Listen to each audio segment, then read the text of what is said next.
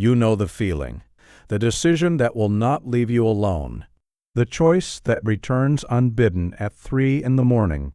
You have consulted everyone who might offer guidance, and found that consultation brings relief for an hour and confusion for a week. You have sought certainty and discovered that certainty in matters of genuine consequence does not exist. You have waited for the comfortable moment to decide, and learned that the comfortable moment will never arrive.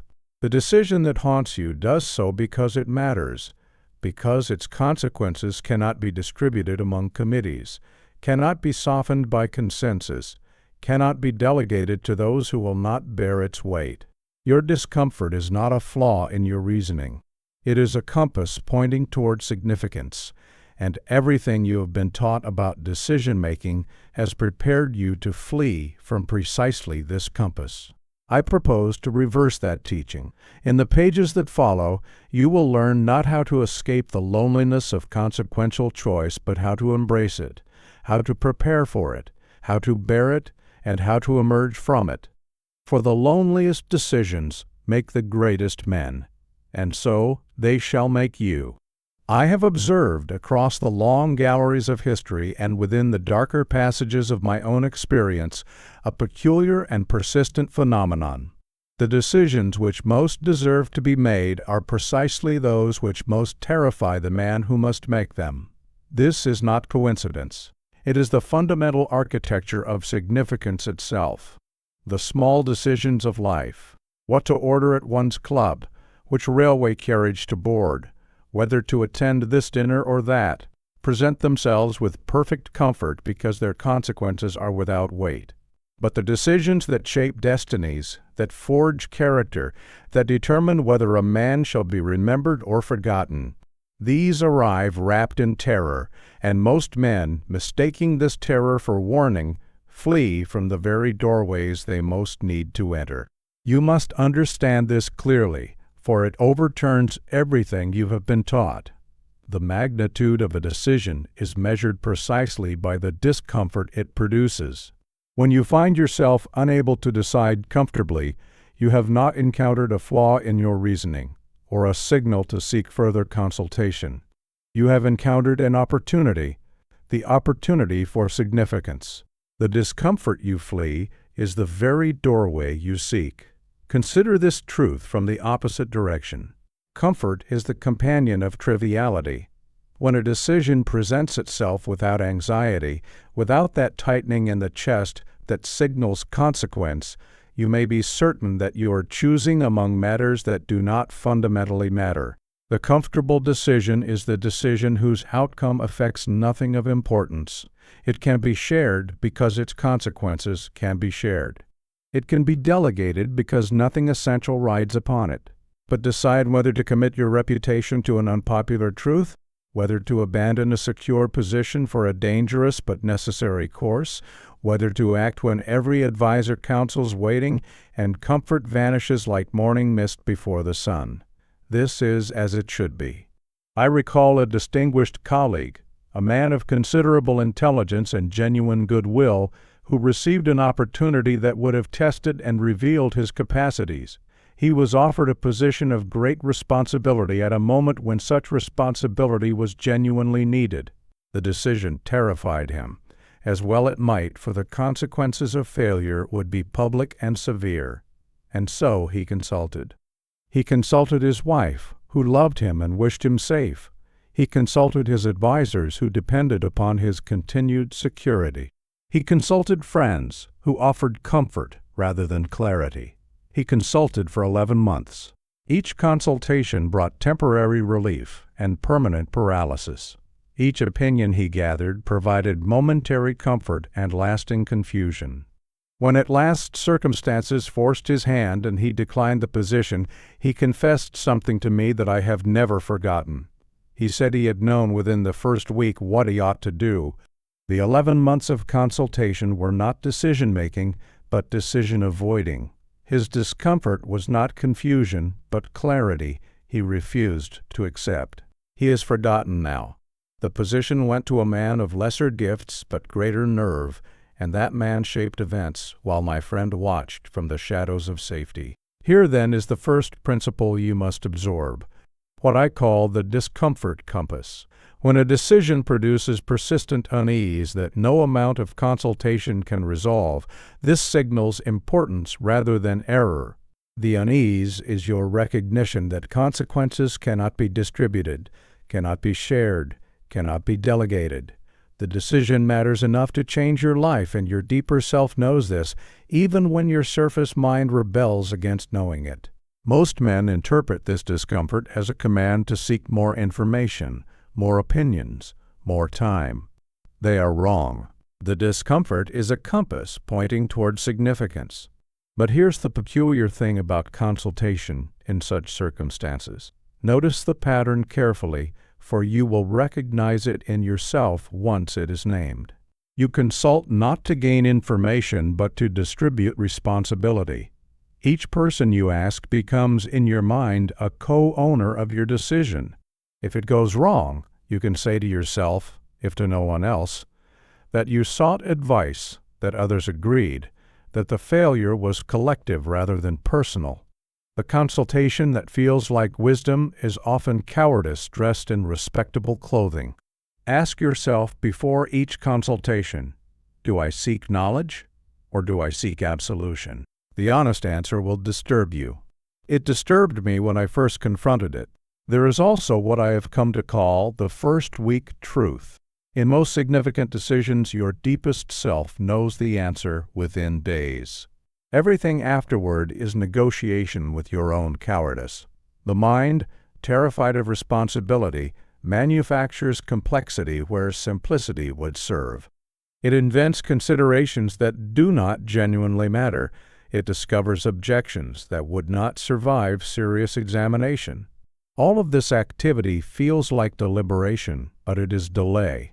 Learn to recognize when you are genuinely gathering information versus when you are manufacturing reasons to postpone what you already know must be done.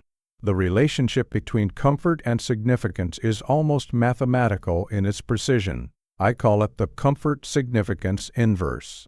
The more comfortable a decision feels, the less it matters. The more terrifying, the more consequential. This is not a suggestion to seek discomfort for its own sake. That would be mere perversity. Rather, it is an instruction to stop fleeing from discomfort when it arrives unbidden in the presence of genuine choice. The terror you feel is not your enemy. It is the herald of your opportunity. Now, what shall you do with this understanding? I suggest you begin this very evening with what I call the decision inventory. Write down every significant decision you are currently avoiding. Beside each, note honestly how long you have been deliberating. Then write the answer your deepest self already knows. You will discover, I suspect, that in most cases you decided long ago, but have refused to admit it. The weeks or months of consultation have been theater, a performance of deliberation that allowed you to avoid the loneliness of actually deciding. This exercise takes 30 minutes and may well disturb your sleep. That disturbance is precisely the point. Disturbance precedes movement. I must offer certain warnings. Do not confuse terror with ignorance.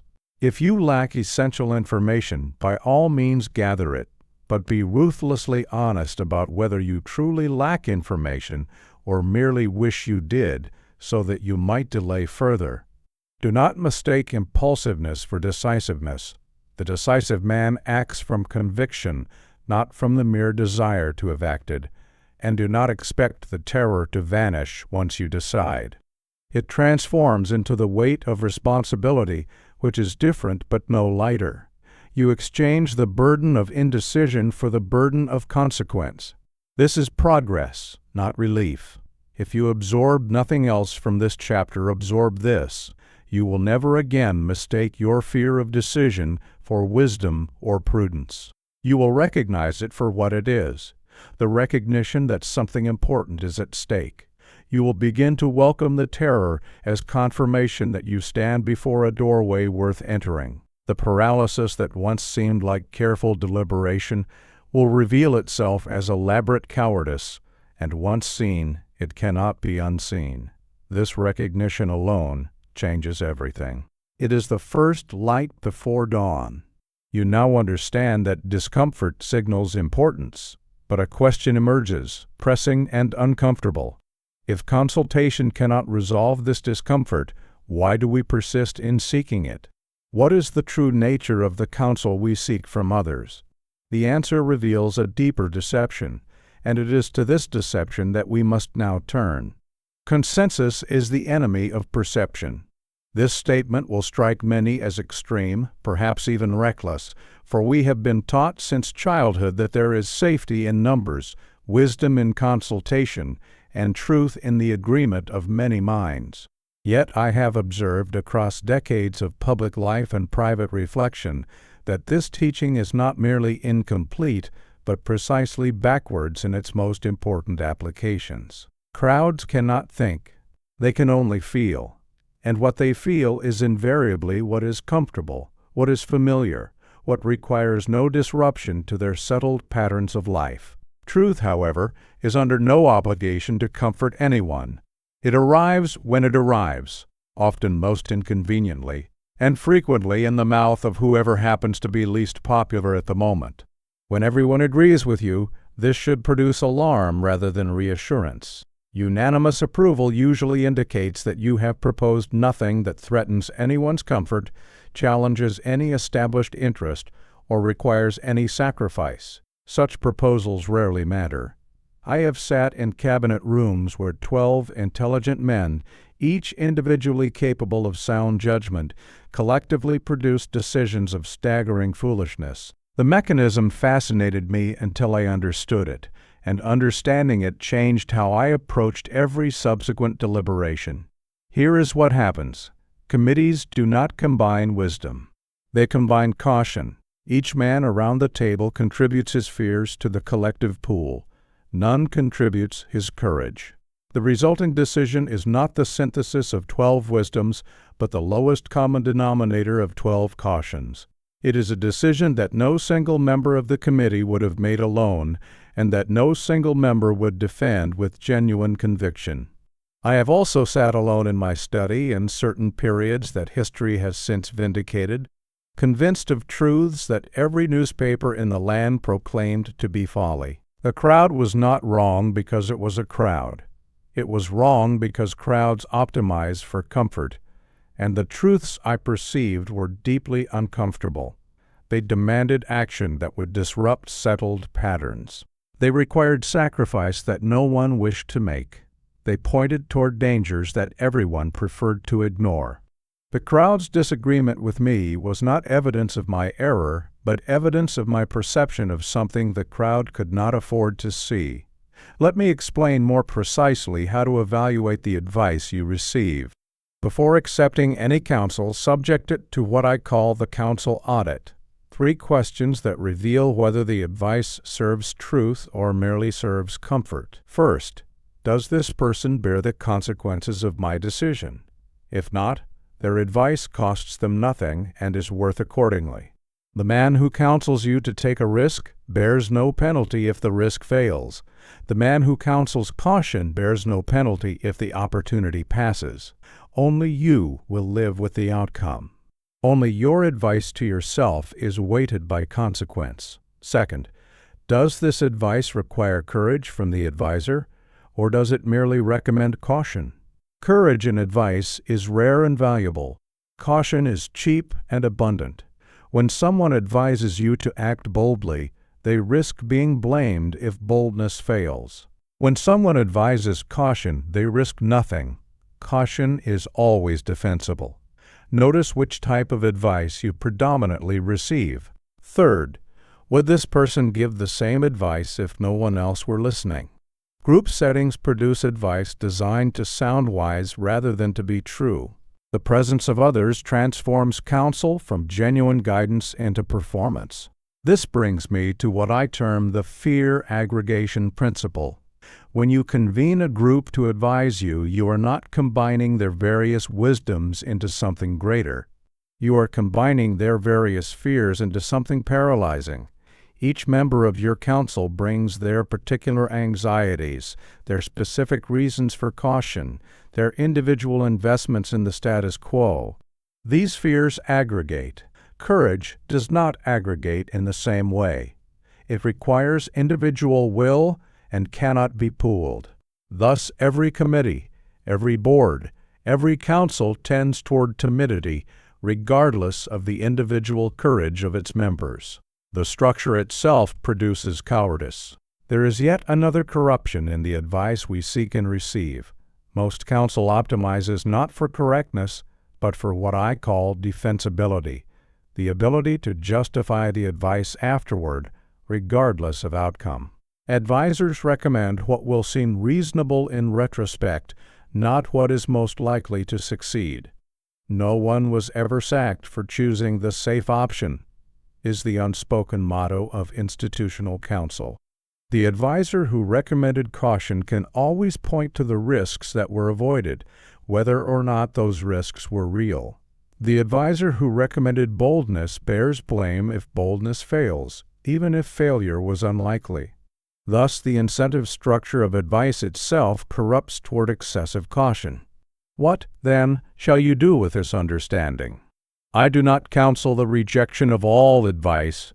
That would be merely a different error. Consultation remains valuable for gathering facts you do not possess, for testing assumptions you have not examined, for identifying considerations you may have overlooked.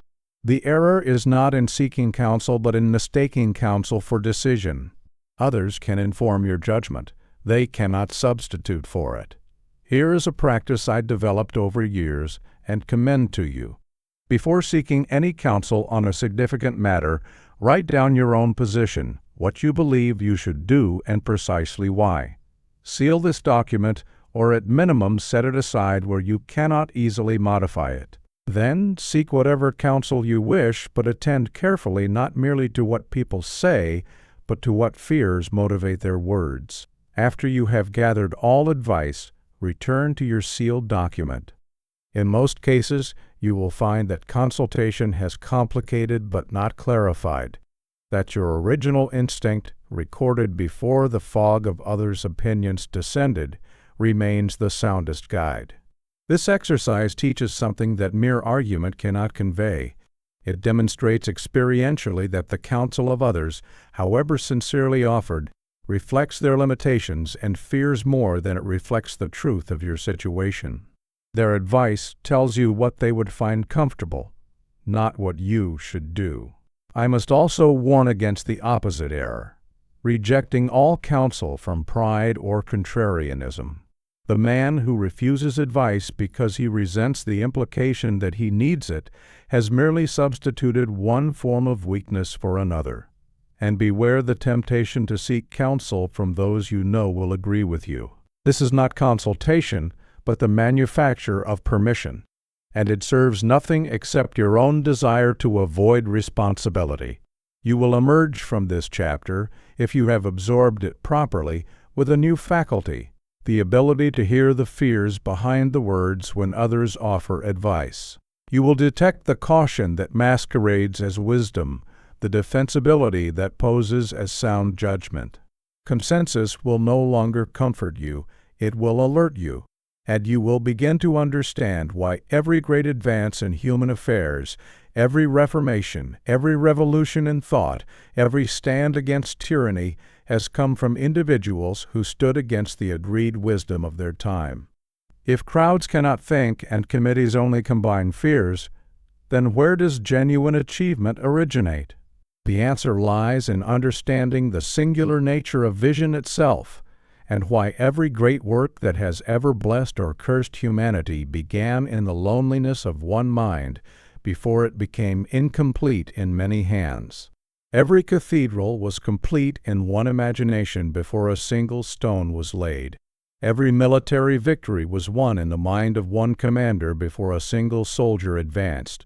Every reform that enlarged human liberty began with one voice speaking against the silence, or worse, against the roar of opposition. This is not poetry. It is the mechanics of how significant things enter the world. Collaboration is essential for execution, but it is fatal to conception.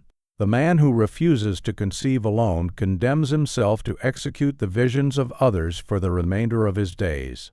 You must grasp this distinction clearly, for it liberates and obligates in equal measure. There are two phases of any great work, and they operate by entirely different rules. The first phase is conception, the moment when something that does not yet exist takes form in a single mind. The second phase is execution, the marshaling of resources, the coordination of efforts, the translation of vision into reality. Conception must be solitary. Execution may be, and usually should be, collaborative. Mix them at your peril. Consider what happens when conception is prematurely collaborative. A man perceives something that might be done, a reform, a project, a new direction. The perception is still forming, still fragile, still finding its shape. In this tender state, he shares it with others. They respond with helpful suggestions. They identify difficulties. They propose modifications that would make the vision more comfortable, more defensible, more likely to gain approval. Each modification seems reasonable in isolation, but the accumulated effect of reasonable modifications is the death of whatever was original and vital in the conception.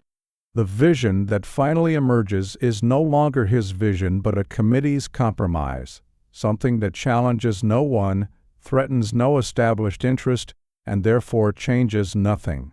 I call this the vision integrity principle. A vision shared too soon is a vision compromised. Protect your vision until it is strong enough to survive contact with other minds. This does not mean hiding your ideas from jealousy or pride.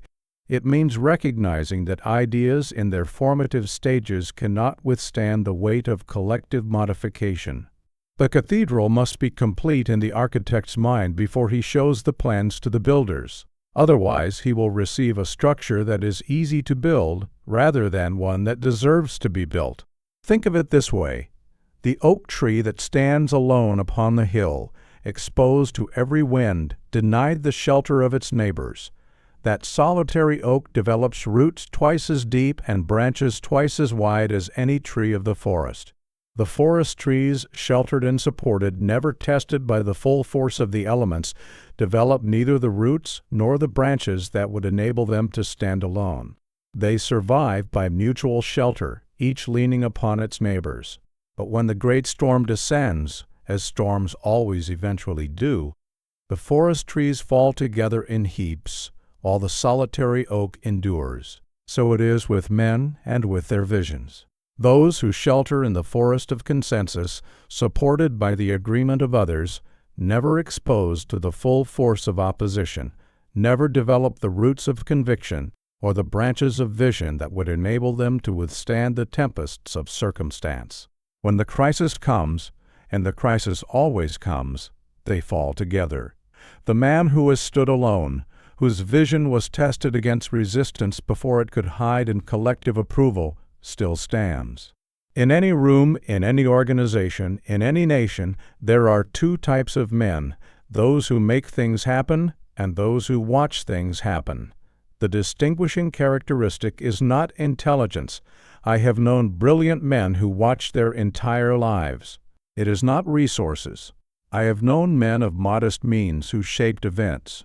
It is not opportunity. I have known men surrounded by opportunities who seized none of them. The distinguishing characteristic is willingness to conceive and commit alone. You choose your category not once, in some dramatic moment, but daily, in your relationship to solitary vision. Now, how shall you apply this understanding?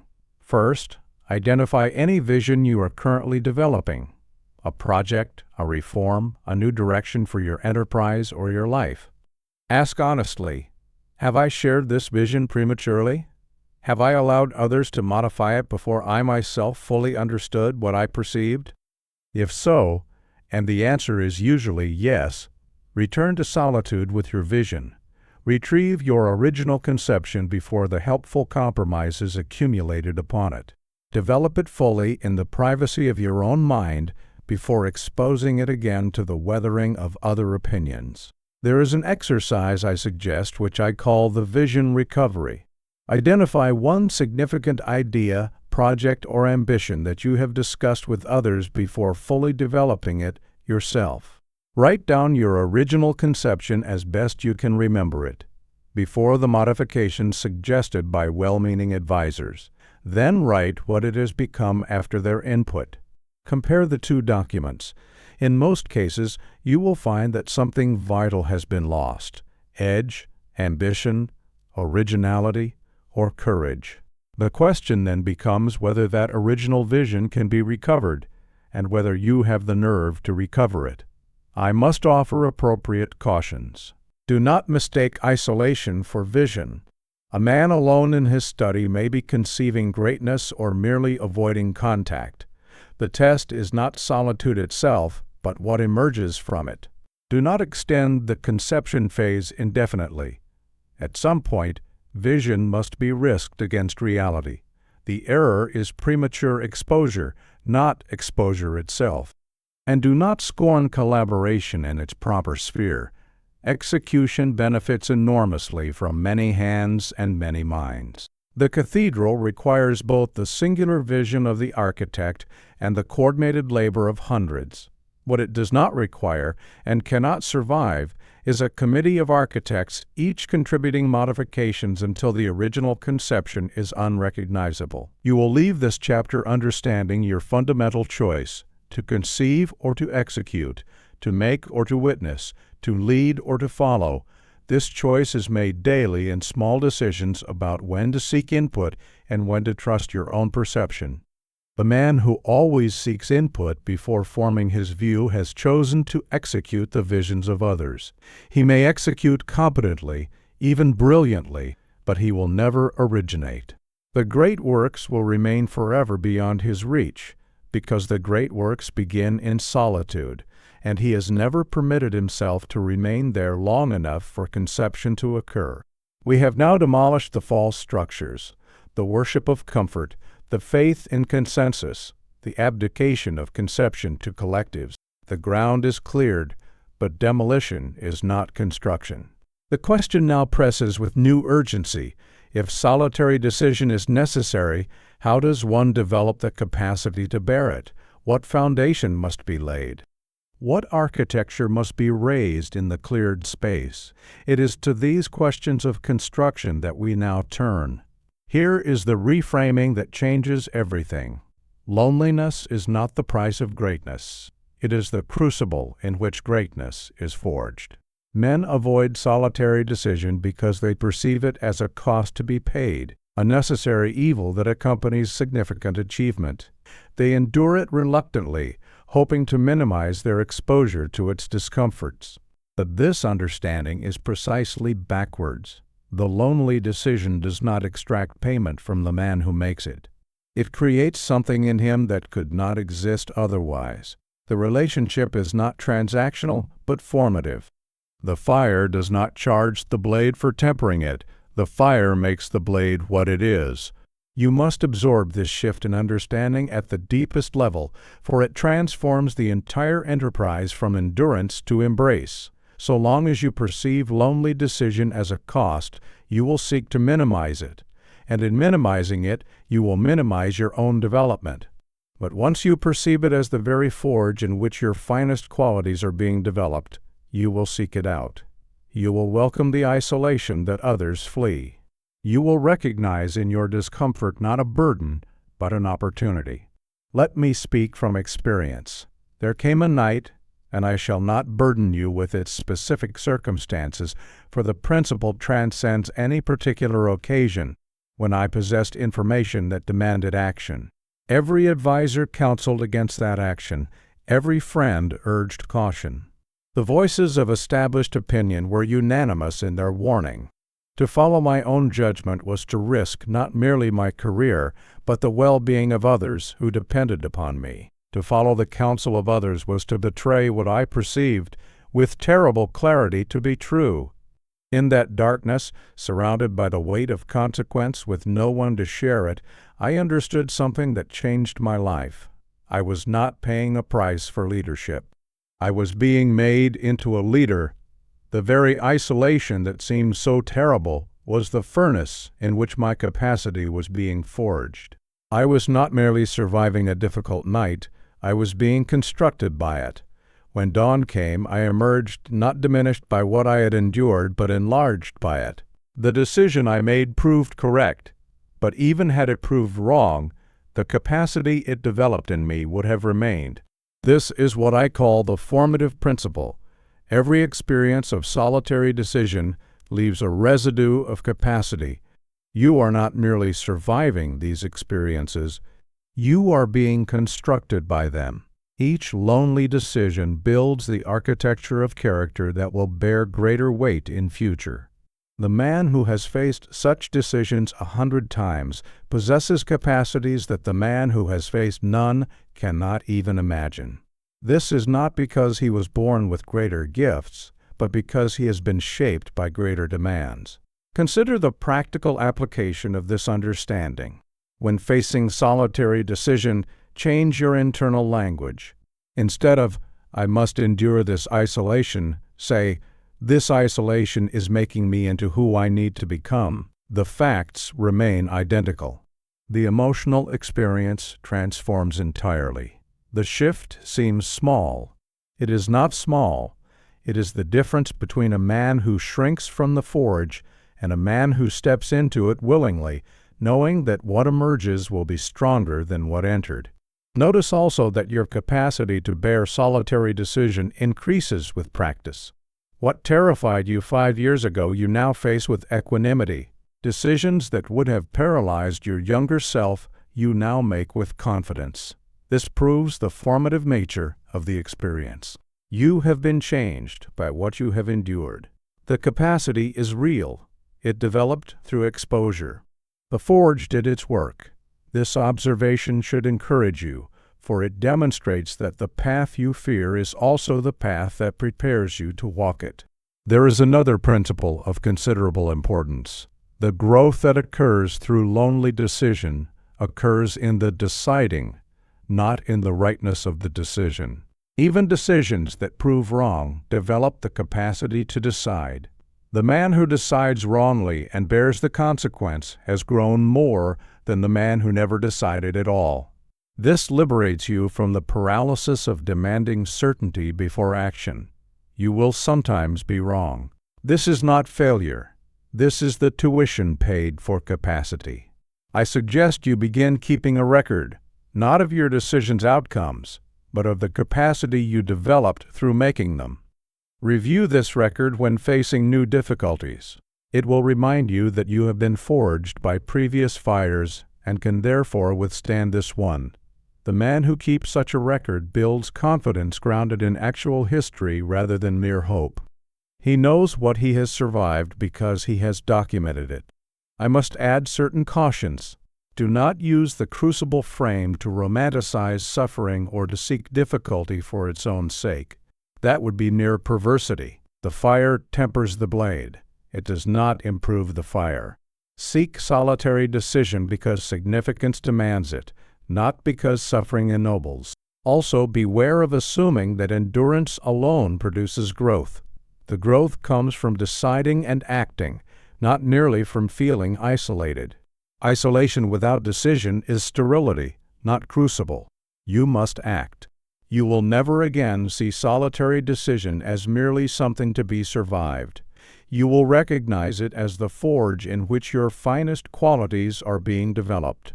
The isolation that once seemed like punishment will reveal itself as privilege, the opportunity to become what comfortable men never can. This shift in perception is irreversible.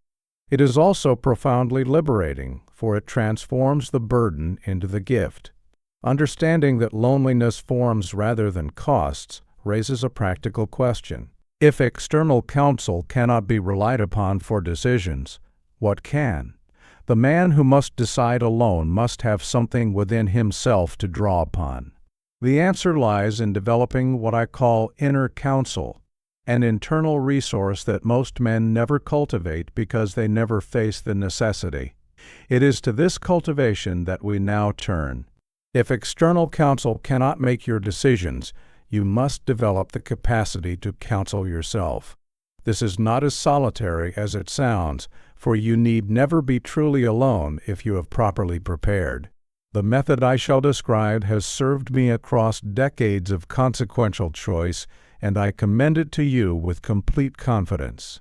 I call it the Counsel of the Dead, the systematic cultivation of internal voices drawn from those who faced great decisions before you and left records of how they approached them. Let me explain how this counsel is built and how it functions. During the hot afternoons in Bangalore, as a young cavalry officer with more ambition than opportunity, I had little to do but read. The heat made physical exertion inadvisable until evening, and so I sent to England for books, crates of them. I read Gibbon's Decline and Fall, Macaulay's Essays and Histories, Plato's Republic, Aristotle's Politics. I was not seeking entertainment. I did not yet know what I was seeking, but I recognize it now with complete clarity. I was building an internal counsel, populating my mind with voices I could summon when external voices failed. Years later, when I faced decisions of genuine consequence, I found that these men accompanied me. Confronting a military crisis, I could summon Marlborough, not through mysticism but through imagination disciplined by study. I had read so deeply about how he approached command that I could genuinely ask, what would Marlborough perceive in this situation that I am missing?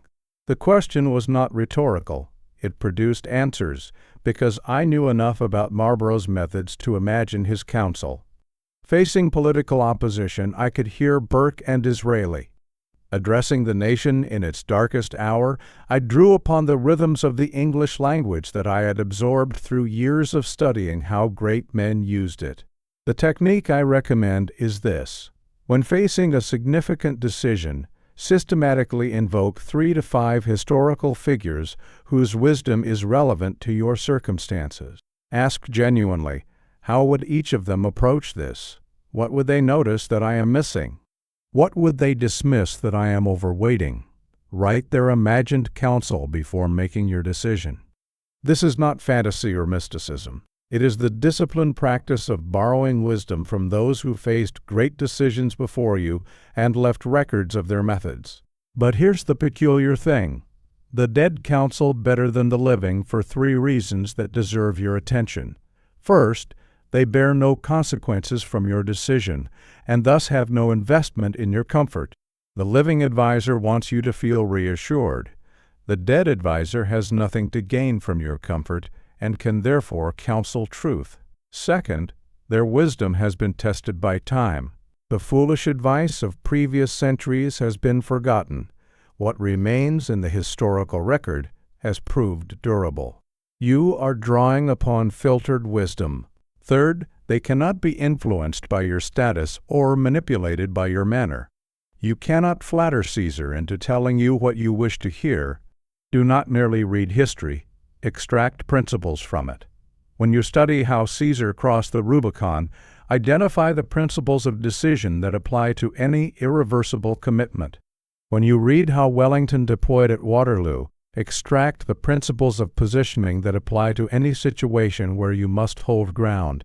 These principles become permanent members of your inner counsel. They advise you not in the specific language of cavalry charges and river crossings, but in the universal language of human decision.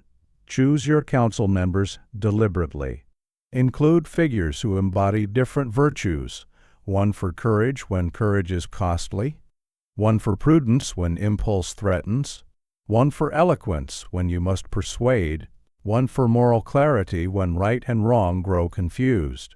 Include also one figure whose judgment you distrust, that you may identify the counsel you should reject. A council of entirely like-minded advisors is no counsel at all. I suggest you begin building your counsel this week. Select 5 historical figures whose character and decisions you admire. Read deeply about each, not merely their achievements, but their methods, their reasoning, their moments of decision. For each figure, identify the core principle they embodied: Marlborough's flexibility, Wellington's steadiness, Nelson's boldness, Disraeli's cunning, Lincoln's patience. Write these principles and keep them accessible. When facing your next significant decision, formally convene your council.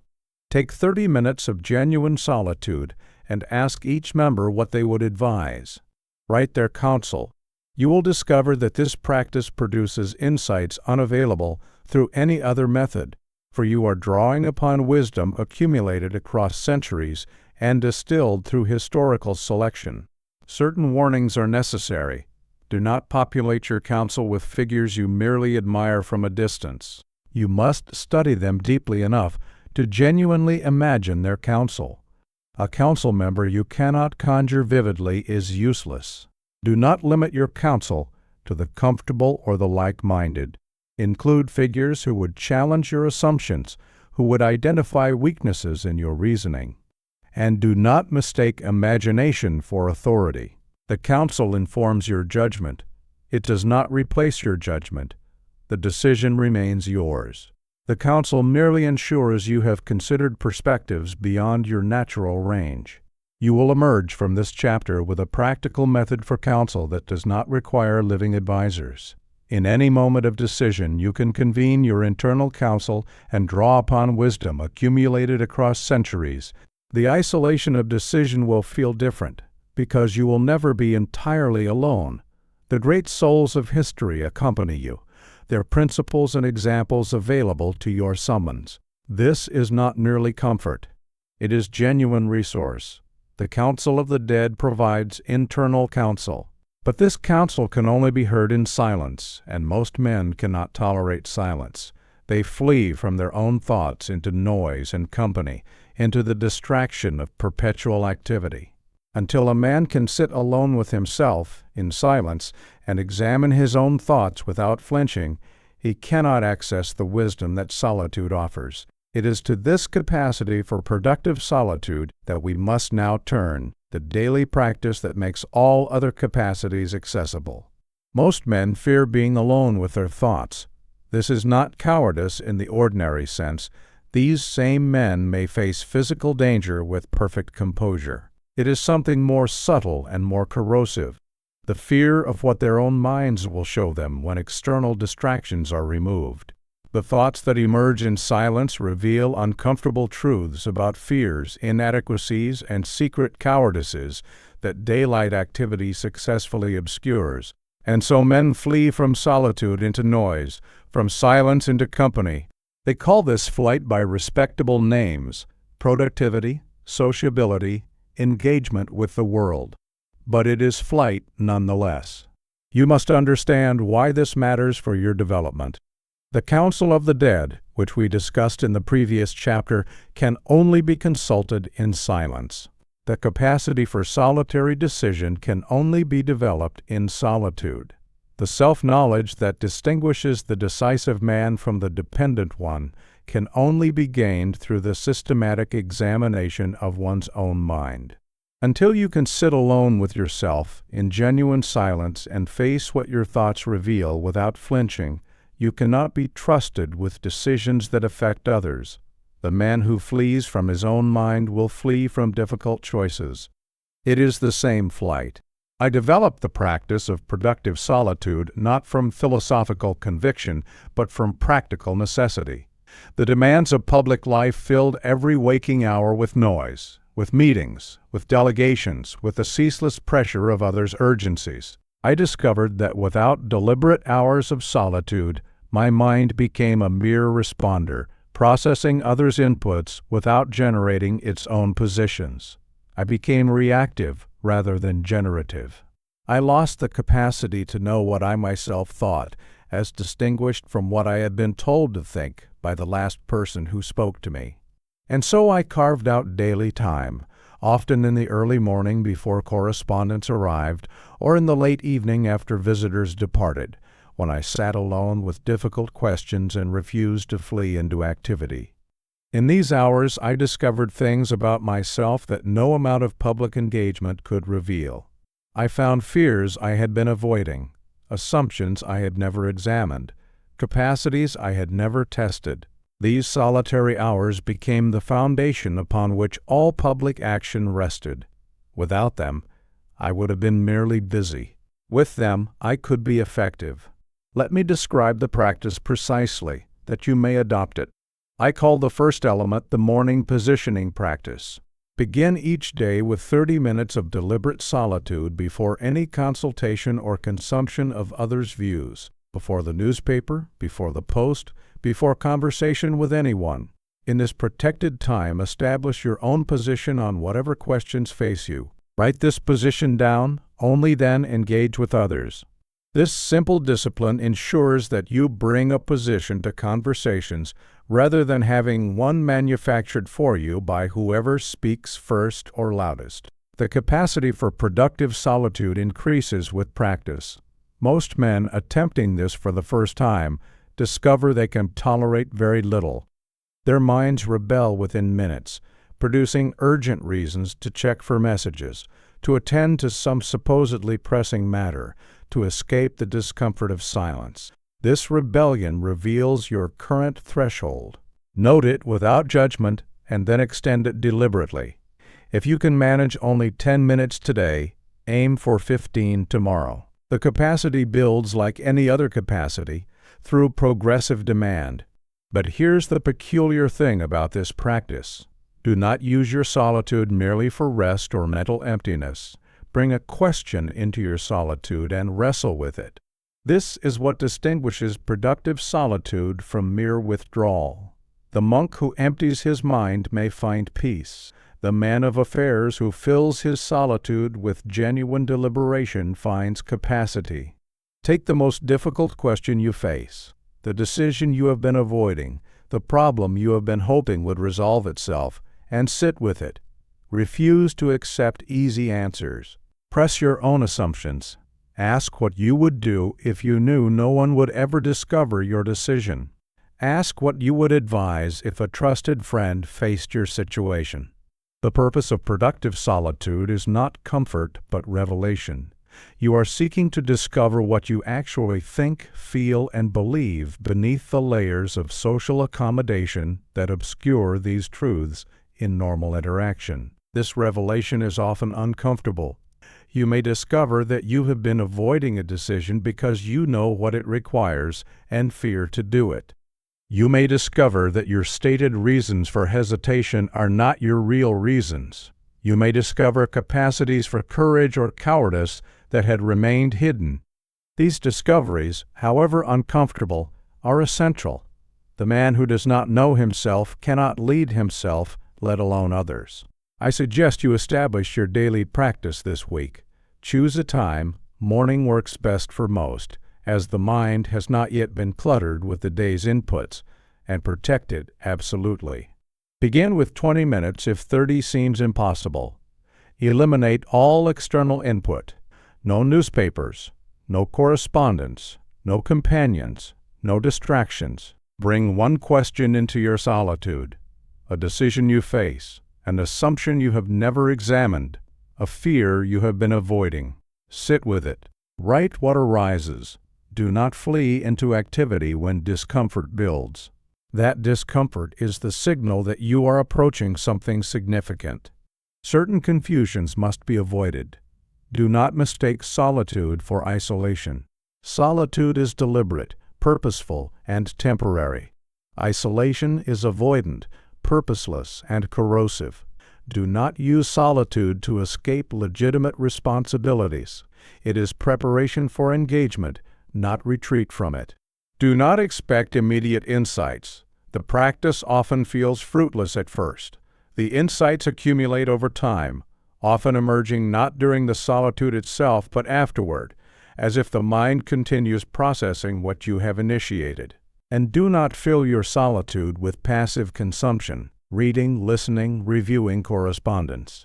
The practice requires the absence of external input, not merely the absence of other people. After 1 week of this practice, evaluate honestly. What have you discovered about yourself that was not visible in the noise of normal life? You will find, I suspect, that the discoveries justify the discomfort. The man who can sit alone with his thoughts, who can face what his mind shows him, who can wrestle with difficult questions in silence, this man possesses the foundation upon which all other capacities rest. Master productive solitude, and you possess the key to everything that follows. We have now completed the architecture of conviction, the crucible that forms rather than costs, the counsel of the dead that provides inner counsel, and the practice of productive solitude that makes both accessible. But architecture untested is theory only. You must now descend into the valley where these constructions meet resistance, the loving opposition of those who would spare you difficulty, the rebellion of your own conditioned mind, and the weight of a culture that views solitary conviction with suspicion. It is to these resistances that we now turn. Those who love you most are often the greatest obstacles to your development. I state this not to breed cynicism about affection, but to illuminate a pattern that, once recognized, explains much of why capable men remain small. The sabotage I describe arises not from malice, but from love itself, from the genuine wish to spare you difficulty. Your mother, your wife, your dearest friend, each loves you and, loving you, wishes you safe.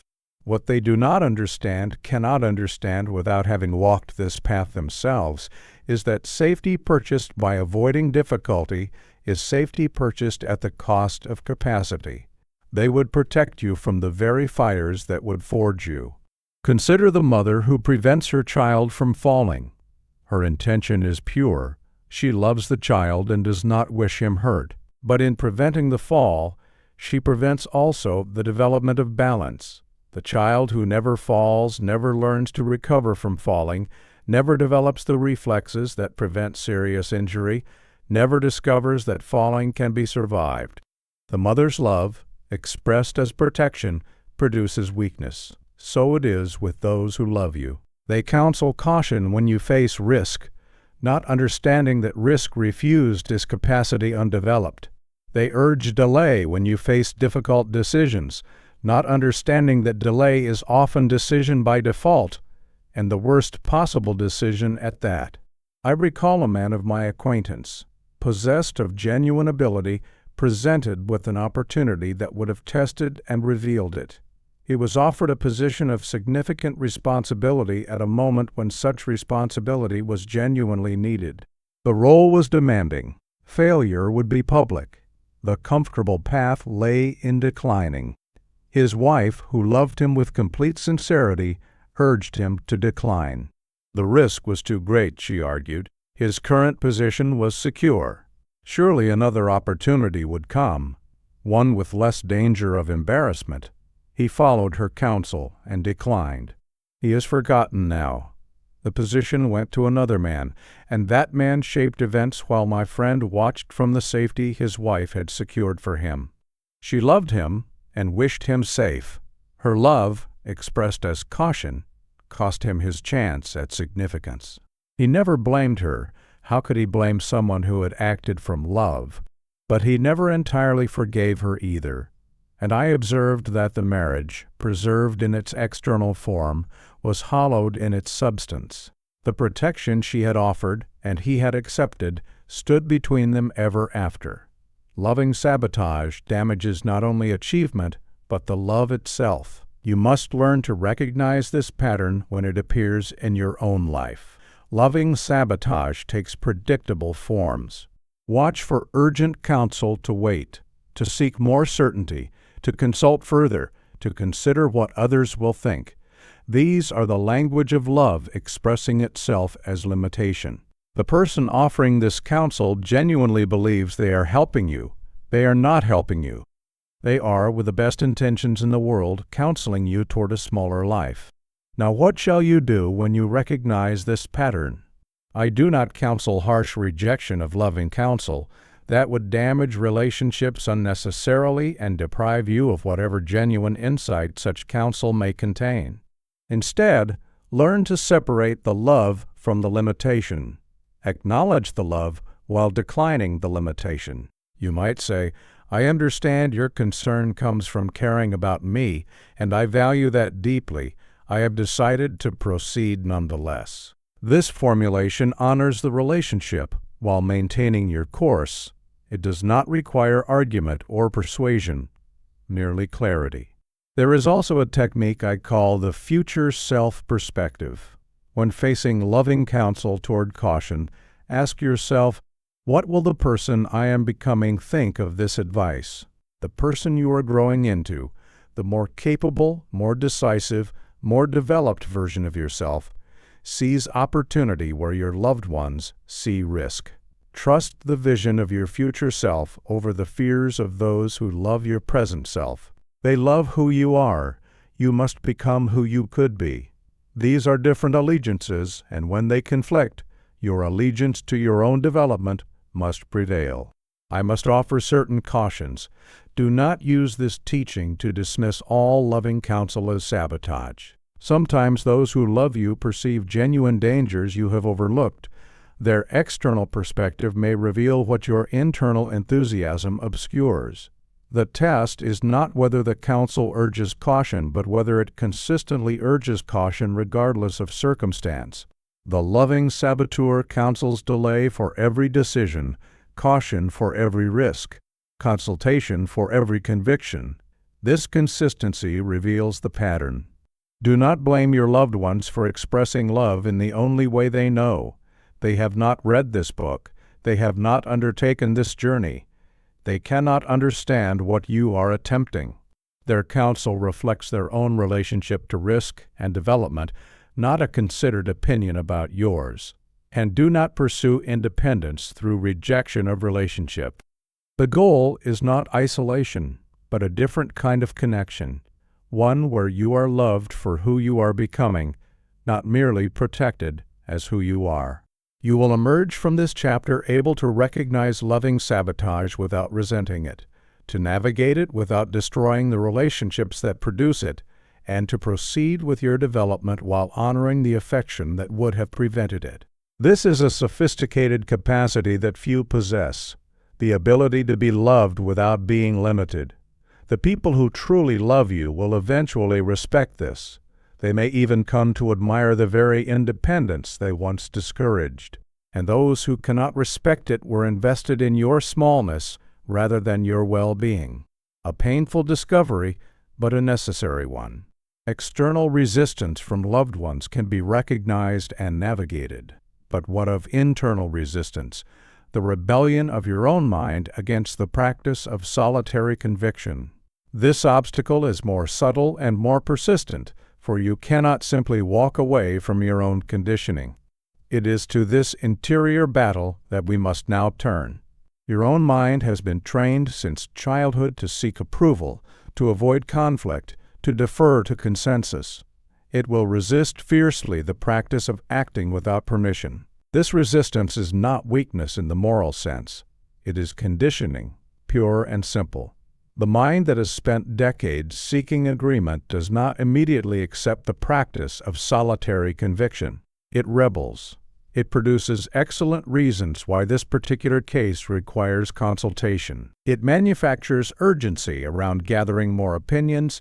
It generates anxiety designed to drive you back toward the comfortable patterns of your past.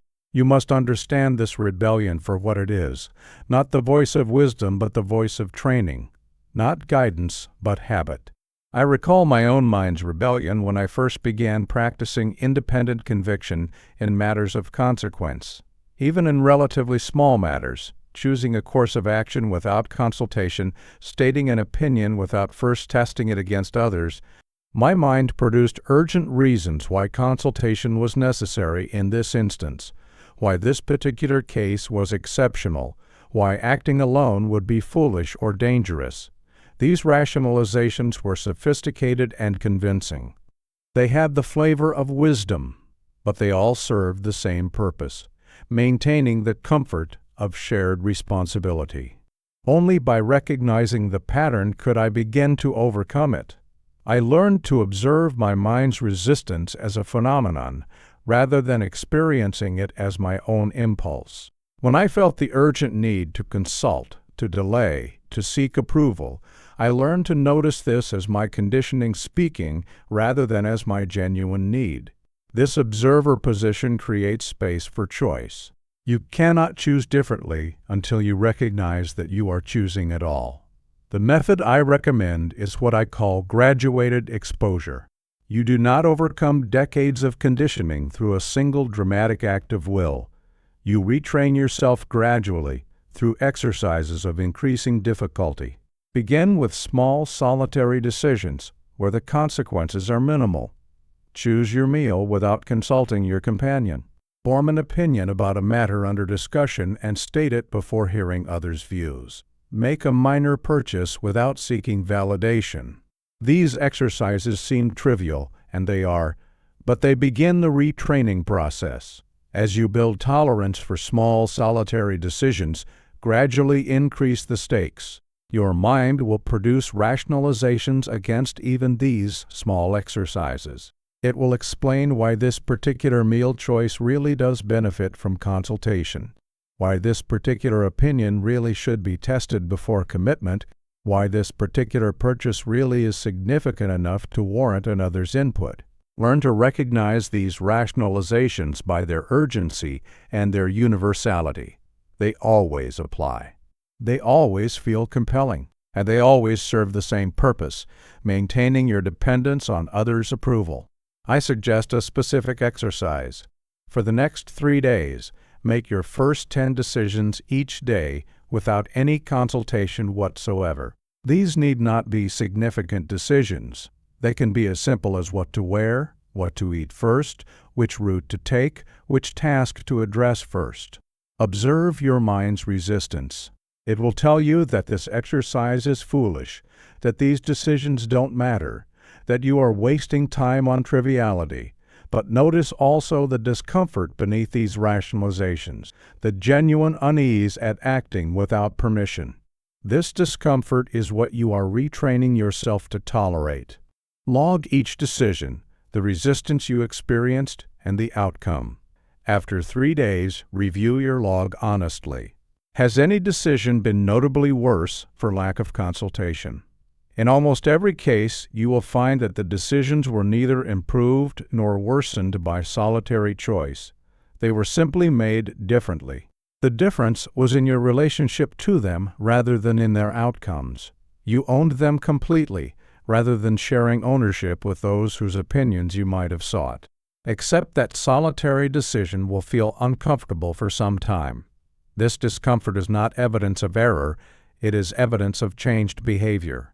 The mind that has always sought approval does not immediately welcome its absence. Expect the discomfort. Accept it, proceed despite it. You are not seeking to eliminate the discomfort, but to act effectively in its presence.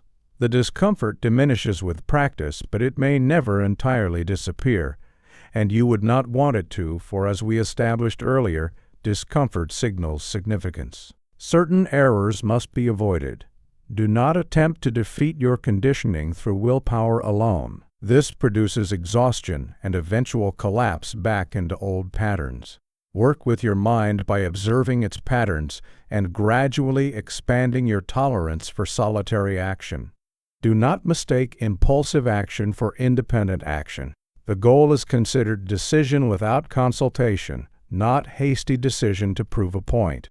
The impulsive man and the dependent man are equally unfree, one enslaved to his impulses, the other to others' opinions.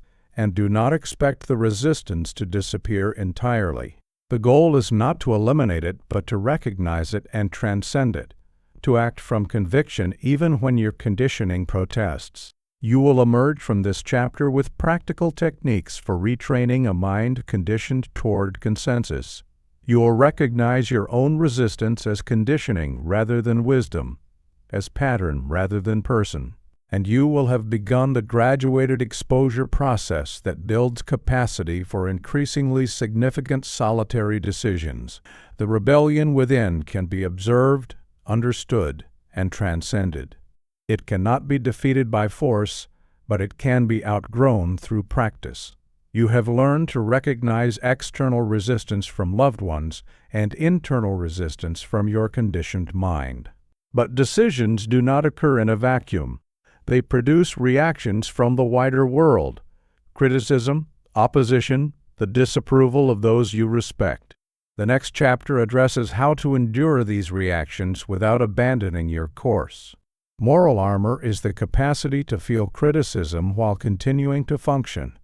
I emphasize both elements of this definition, for both are essential. The man who does not feel criticism, the callous man, cannot be wounded, true, but neither can he feel the weight of responsibility that makes decisions meaningful. He has achieved invulnerability at the cost of humanity, but the man who feels criticism and is disabled by it, the sensitive man without armor, cannot maintain any course that attracts opposition. He will abandon his convictions the moment they produce discomfort.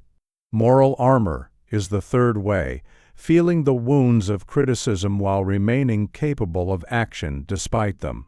I know whereof I speak. During the years when I warned against the gathering storm in Europe, when I spoke of dangers that others preferred to ignore, I experienced criticism of a sustained and personal nature that would have silenced many men. Every newspaper pronounced me a warmonger. Every colleague pronounced me a fool. My own party barely tolerated my presence. Cartoonists depicted me as a dangerous lunatic. Editorials dismissed my warnings as the ravings of a man desperate for relevance. In the lobbies of Parliament, men I had known for decades turned their backs. I felt every criticism acutely. Let no one imagine I possessed some natural immunity to disapproval. The cutting cartoon wounded, the dismissive editorial stung, the turned backs in the lobby produced genuine pain. Had I been callous, I would not have felt these wounds. Had I lacked moral armor, I would have fallen silent to escape them. Instead, I felt the wounds and persisted regardless. When events vindicated my warnings, when the storm I had predicted broke upon Europe with all the fury I had foretold, I was prepared, because I had endured rather than capitulated. The moral armor forged in those years carried me through far greater trials thereafter. How is such armor forged? Not through a single dramatic act of courage, but through accumulated practice. You build moral armor the way a blacksmith builds a blade, through repeated heating and hammering, through progressive tempering. Begin with small exercises in maintaining conviction against resistance. State an opinion without hedging language in a conversation where you know others will disagree. When disagreement comes, maintain your position for at least one exchange before considering modification. Notice the discomfort this produces. Notice also that you survive it. There is a technique I call the source-content separation. When criticism arrives, your first response will be emotional. You will feel the sting before you can evaluate the substance. Learn to separate the emotional impact of criticism from its intellectual content. Ask, but only after the emotional impact has faded, usually 24 hours later, is there merit in this criticism that I should incorporate? This question cannot be answered in the moment of receiving criticism. The emotions are too raw, but it can and must be answered later, in the solitude where clear thought is possible.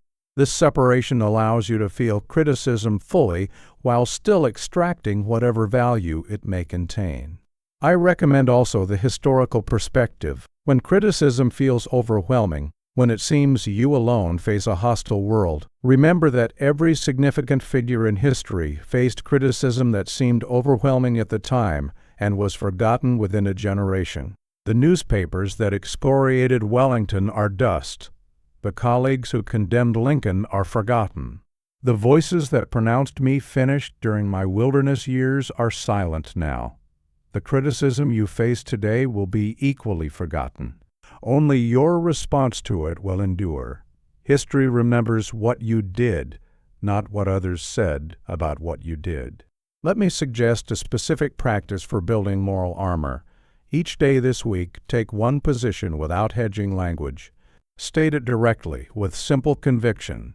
This is what I believe, not I think perhaps, or some might argue, or one perspective would be. Simply, I believe. When challenged, and you will be challenged, for direct conviction invites challenge, hold your position through at least 2 rounds of disagreement before considering modification. Log each instance.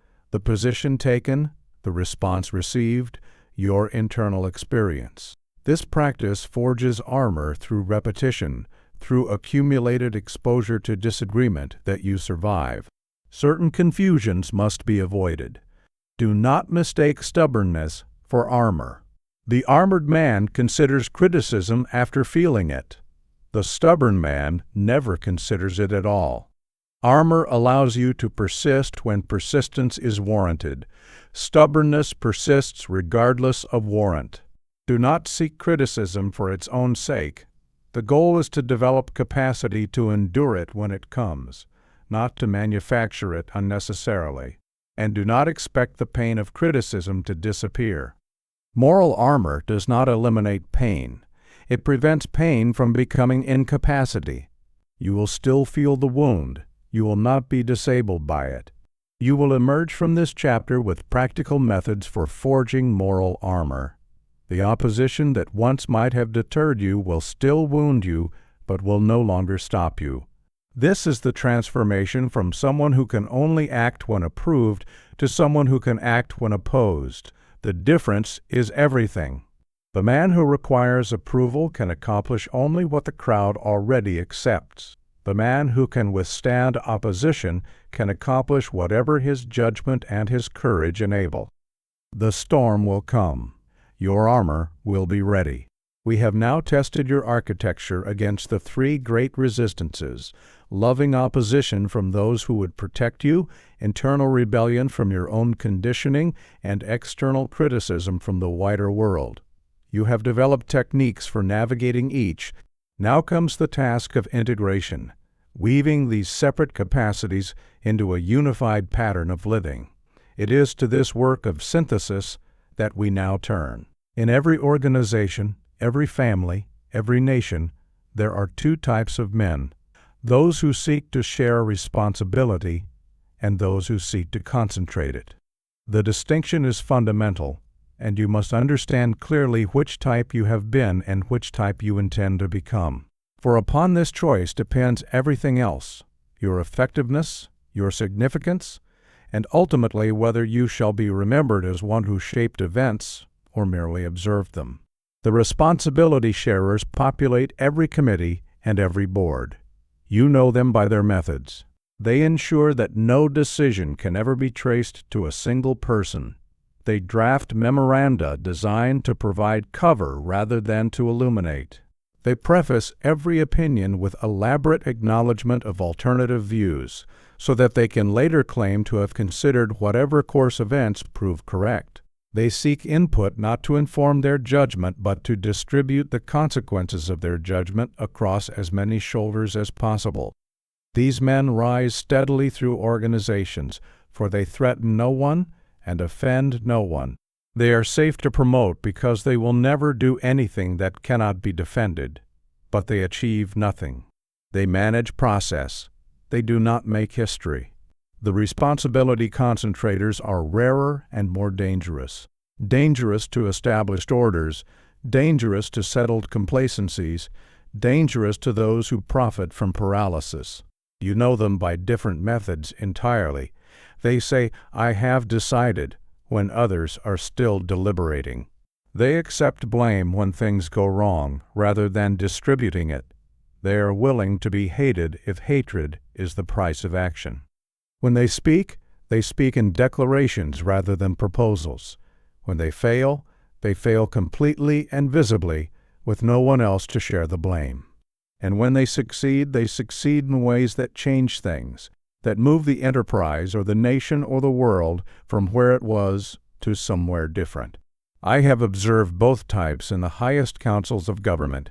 One minister I knew never made a decision that could not be attributed to others' advice.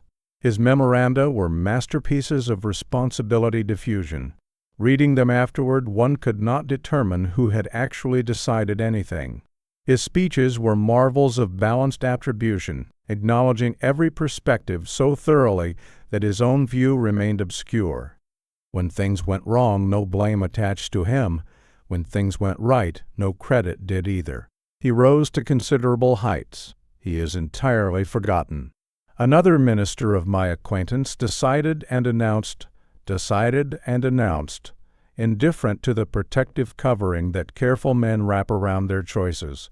He was hated by many, feared by more, and remembered by all. The question that matters is not which man had the easier life. Clearly, the first man did. The question is which man had a life worth living, which man made the difference that justified his presence in positions of responsibility. Examine your own behavior with ruthless honesty. Do you seek input before forming opinions, or after? The man who seeks input before forming his own view is seeking to have his view formed for him. He is a responsibility sharer by orientation, regardless of what he tells himself. Do you announce decisions or propose them for discussion? The man who proposes invites revision. The man who announces invites implementation. Do you accept blame when things go wrong, or do you distribute it? Your answer to this question reveals your fundamental orientation more clearly than any other. Now, how shall you shift your orientation if you discover it has been toward sharing rather than concentrating? Begin with language. Notice the difference between "I have decided" and "we should consider." The former concentrates responsibility, the latter distributes it. Train yourself to use concentrating language. Replace "what do you think" with "I think." Replace "perhaps we might" with "we will." Replace the language of proposal with the language of declaration. This shift seems small. It is not small.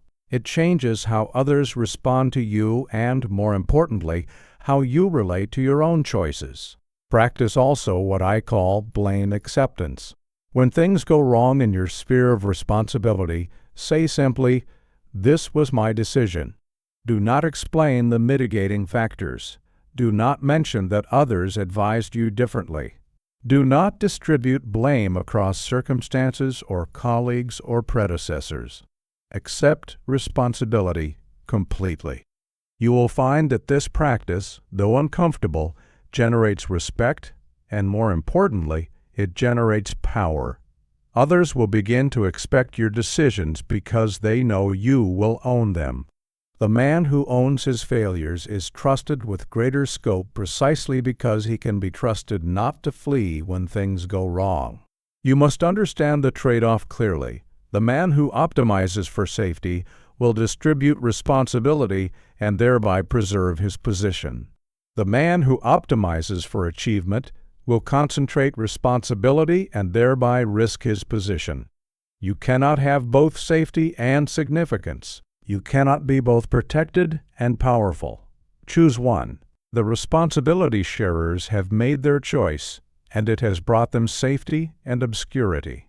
The choice before you now is whether you will join them in their safety or accept the risks that accompany the only path to significance. Certain errors must be avoided.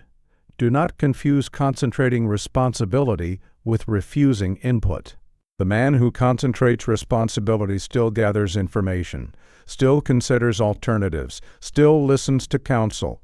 He simply makes and owns the final decision. The decision benefits from preparation. It does not benefit from distribution. Also, do not concentrate responsibility in domains where you lack authority. Taking responsibility where it does not legitimately belong to you produces conflict without benefit. Concentrate responsibility where it properly belongs to you, and in those domains, concentrate it fully. You will emerge from this chapter having chosen your fundamental orientation, toward safety and obscurity or toward risk and significance. If you choose concentration, and I pray you do, you will begin to occupy your decisions differently. You will stand behind them fully. You will claim them completely. And you will discover that this concentration generates its own power, its own authority, its own momentum. The man who says, "I have decided," creates a different reality than the man who says, "we should consider." The difference is the difference between making history and merely watching it. Concentrating responsibility in major decisions is essential, but what of the continuous flow of daily life? The 1,000 small interactions that shape how others see you and how you see yourself. The next chapter addresses the daily manifestation of solitary conviction, the bearing that signals to all who encounter you that here is a man who has decided who he is. The man of solitary conviction carries himself differently in every moment, not merely in moments of crisis. This distinction is essential and frequently overlooked. Men imagine that decisiveness is something they will summon when great occasions demand it, while continuing in their daily bearing as dependent, approval-seeking creatures. This is fantasy. The man who seeks permission in small matters will seek permission in large ones. The man who tests the waters before every minor opinion will test them before every major decision. Daily bearing and crisis response are not separate faculties. They are manifestations of the same underlying character. I once observed two men of similar position and comparable ability over the course of several months. Their gifts were roughly equal, their opportunities were identical, their outcomes were utterly different. One entered every room waiting to discover the prevailing opinion before offering his own. He spoke in questions and qualifications. Mightn't we consider? And some have suggested, and I wonder whether perhaps he never committed until he had sensed the wind's direction. The other entered every room with a position already formed. He stated rather than suggested, I believe, and we should, and the situation requires. Both men were roughly equal in intelligence and knowledge, but the second man's views shaped every discussion he entered, while the first man's views were shaped by every discussion he entered. One led, the other was led. The difference was not in their moments of major decision, for both faced such moments, but in their daily bearing, their habitual relationship to their own opinions, their routine manner of presenting themselves to the world. Let me describe precisely what I mean by independent bearing. The man who possesses it does not ask what others think before he knows what he himself thinks. He forms his position first, in the solitude we discussed earlier, and only then exposes it to other views. He does not wait for consensus before acting when action is required. He does not diffuse responsibility among committees when responsibility properly belongs to him. In conversation, he states his views directly rather than testing waters before committing. In professional conduct, he takes ownership of outcomes rather than sheltering behind collective processes. The first technique I recommend is what I call the position-first principle. In any situation requiring your input, determine your position before consulting others or reading the room. This ensures you bring views to conversations, rather than discovering them there. If necessary, write your position down before meetings.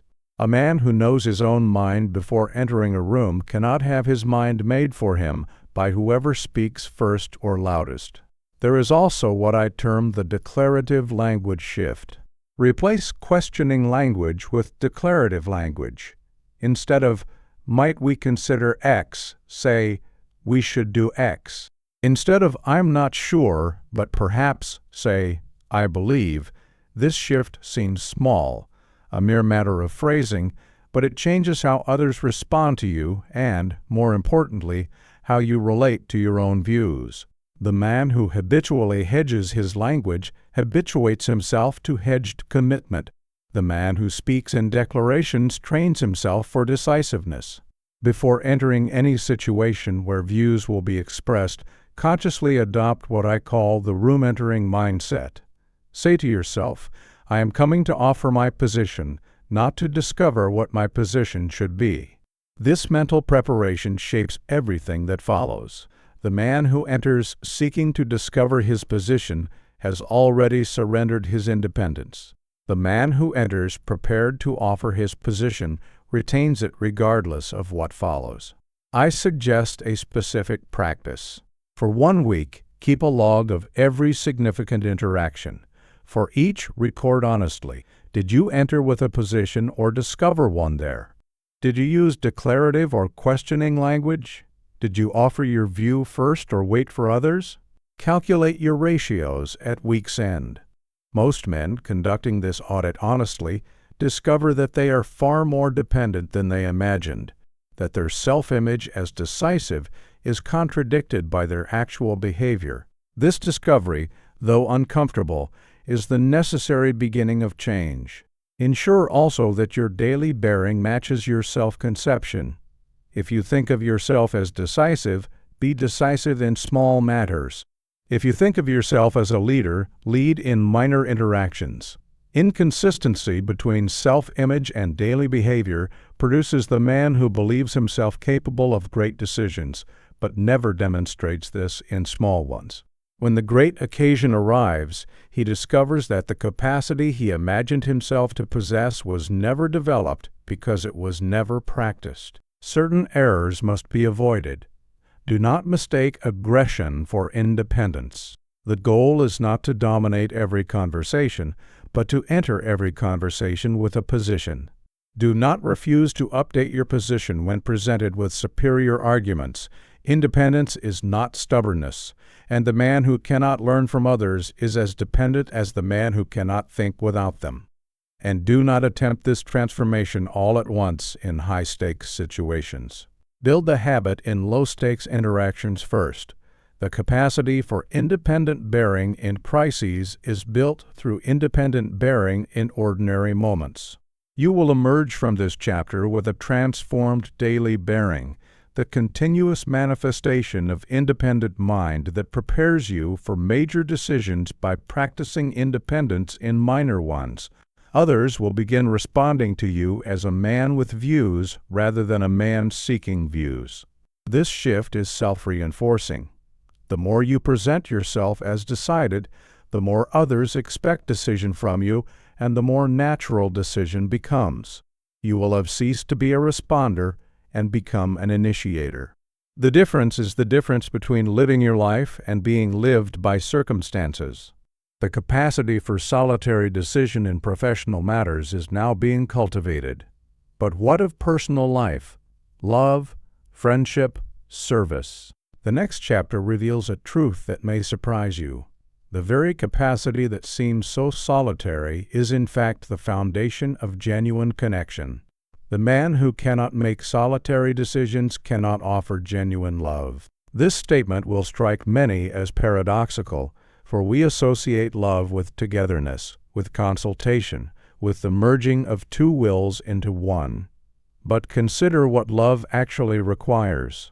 It requires the decision to commit, when every instinct counsels caution. It requires the decision to remain when circumstances invite departure. It requires the decision to sacrifice, when sacrifice brings no immediate reward. Each of these is a solitary decision, a choice made in the privacy of one's own conscience that cannot be validated by consensus or made comfortable by consultation. The same principle applies to friendship. Genuine friendship requires the decision to stand with someone when standing with them is costly. Fair-weather friendship requires no decision at all. It flows along the path of least resistance. But the friendship that matters, the friendship that can be relied upon, demands solitary commitment at precisely those moments when commitment is difficult. Your friend faces disgrace. Do you stand with him? The decision cannot be made by committee. Your friend requires sacrifice. Do you provide it? The decision admits no consultation. In the moment when friendship is tested, you are alone with your choice. Service, too, depends upon this capacity. The man who serves his community or his nation must often decide to sacrifice when sacrifice brings no recognition, to persist when persistence brings no reward, to give when giving depletes rather than replenishes. These decisions cannot be made contingent upon others' approval. The servant who requires validation for his service has not truly served. He has merely exchanged effort for recognition, which is commerce rather than service. I have known men who waited for certainty before committing to their marriages, and waited still when I last heard of them.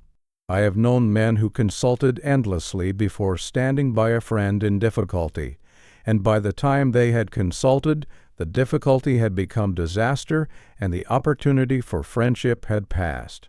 I have known men who calculated the returns on service before serving, and discovered, as all such calculators eventually discover, that service once calculated ceases to be service at all. In each case, the inability to decide alone produced the inability to connect fully. Here is the connection that most men miss. The capacity for professional solitary decision and the capacity for personal commitment are not separate faculties. They are manifestations of a single underlying capacity. Strengthen one and you strengthen both. Weaken one and you weaken both. The man who develops decisive bearing in his work will find that decisiveness flowing into his personal life. The man who cannot commit professionally will struggle to commit personally. The training is transferable because it is training of character, not of technique. There is a corruption I must name: the cost-benefit approach to relationship. The moment you calculate the returns on love, friendship, or service, you have corrupted them. These things must be decided without certainty of reward, or they are not truly themselves. Love that demands guaranteed reciprocity is not love, but transaction. Friendship that requires assured return is not friendship, but investment. Service that expects recognition is not service, but commerce. The capacity to decide without certain return is precisely the capacity for lonely decision that this entire work has been developing. Consider also the matter of timing. By the time relationship decisions feel comfortable, they are often too late. The friend who needed support needed it yesterday, when support was costly and uncertain. The partner who needed commitment needed it last year, when commitment required faith rather than evidence. Training in solitary decision builds the capacity to act when action matters rather than when action feels safe. The relationships that define a life are built in moments of uncomfortable commitment, not in moments of comfortable certainty. I suggest an exercise I call the relationship audit. List your 5 most important relationships. For each, ask honestly, what commitment have you been avoiding? What support have you been calculating? What lonely decision would deepen this connection? In most cases, you will find that you have been waiting for certainty, for safety, for the comfortable moment that never quite arrives. Choose one relationship, the most important, and make the decision you have been avoiding. Do not wait for comfort. Comfort will not come before commitment. It comes, if at all. Certain errors must be avoided. Do not mistake impulsiveness in relationships for decisiveness. A commitment should come from conviction, not from the desire to prove yourself decisive. Do not commit where commitment is genuinely unwise. The goal is not to eliminate judgment, but to stop using judgment as an excuse for avoidance. And do not expect immediate reciprocity. Genuine commitment is offered regardless of return. That is what distinguishes it from transaction. You will emerge from this chapter understanding that solitary conviction is not selfishness, but the precondition for genuine connection. The capacity you have been developing is not merely professional equipment. It is the foundation of every relationship that will matter in your life. Your love will deepen because you can commit without guarantee. Your friendships will strengthen because you can stand with others when standing is costly. Your service will become genuine because you can give without calculating return.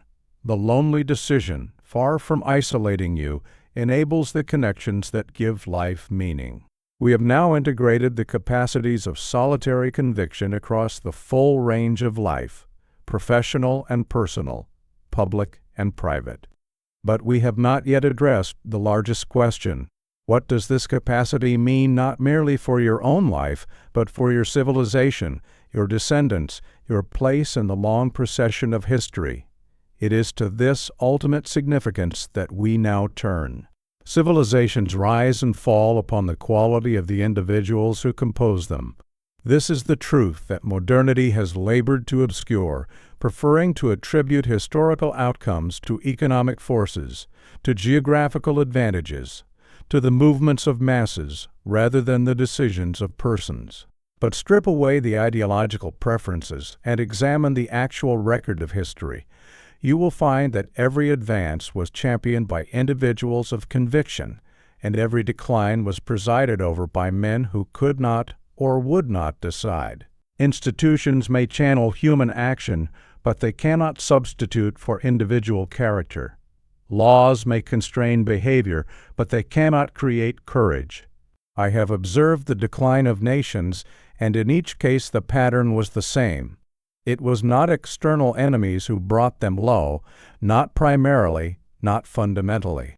It was internal decay, specifically the decay of decision-making capacity in their leading citizens. Men learned to consult rather than choose, to defer rather than act, to protect themselves from responsibility rather than embrace it. Institutions that once channeled individual courage began instead to absorb and neutralize it. Leaders became managers of process rather than makers of history. The civilization, lacking the moral force that only individual conviction provides, drifted upon whatever currents circumstance imposed. You must understand what this means for your own development. When you cultivate the capacity for solitary conviction, you are not merely improving yourself.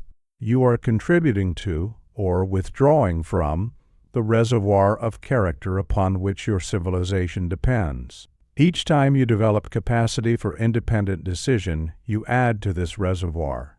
Each time you capitulate to consensus seeking, you drain it. The aggregate of such individual choices determines whether a civilization advances or declines. Your personal development is not a private matter, it is a civilizational contribution.